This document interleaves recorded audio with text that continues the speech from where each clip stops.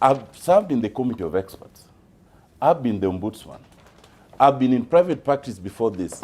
I have never been as broke as I am now as a member of parliament. Yes. Let me explain to you. Yes, I'm telling you. It is the truth. I am telling you. And quite honestly... it depends what if broke means. No. Yeah. Let me explain to you only briefly. If you look at Article 260, there are at least 17 categories of state officers. Of all those state officers, I can tell you they enjoy certain perks. So let me tell you the ones I enjoyed as ombudsman. And it's enjoyed by all. One, you have a motor vehicle that is purchased by government, that is maintained by government, that is fueled by government. Two, you have a mortgage scheme, not of 20 million, but of 35 million, okay? Which, unlike parliament, which you have to pay in 5 million, in 5 years, you can pay for up to 20 years. Even after you leave service. After you leave service. I am telling you what other state maintaining the same rate? I am telling you, yes. The same rate. The same rate that you give it, okay. Thirdly, you are provided with a driver and most times a bodyguard. And any time you travel, they are catered for. As a member of parliament, you cater and arrange for all of those of yourself. But beyond all that, when you then now see that they're talking about a figure of like 2.9 million, you don't understand, because I can tell you that what's available to members of parliament is 20 million for mortgage and 5 million. I can tell you, the bar, that any member who has proceeded to take that loan of 20 million, the earnings is zero. Yeah. I'm telling you, I have not taken it because I did the calculation.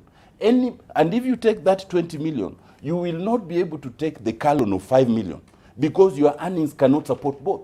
You know, these are things that must be put. I have not taken either, I'm telling you. And for me, who has not taken either, if you look at the figures that comes on that salary slip, the figure is 500,000. When they take of 2.9 million, I don't understand. So now, by the time I was elected, the 2.9 is the proposed. It's not the take-home. No. Yes, even before that, you always talk of a figure of 1-point-something million. Yes. I don't know where you get the aggregate of all these allowances as well. You know, sometimes we should discuss this thing in a very specific manner, where you even ask, bring that salary slip, and so that it can be analyzed. Now, let me tell you, by the time I was elected, I already had my house in Nairobi. Since I was elected, I've not bought any house. I've hardly bought anything. But it is not true that all members were living in Nairobi by the time they were elected, that they had houses. I may have been privileged.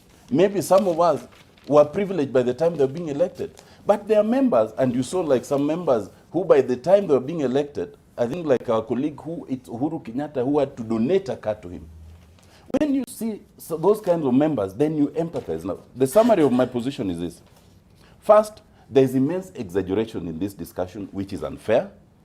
Two, it is true that we must all rationalize what people earn, including members of parliament, and abide the reality of the day. But three, all of us must come with the perception that we are not coming to make money, we are coming to serve. Because ultimately, there's hardly any money you will make as a member of parliament. And the discussion should be taken seriously by the Parliamentary Service Commission and the Salaries and Remuneration Commission, and save all of us, Kenyans generally and members of parliament, this unnecessary discussion. All right.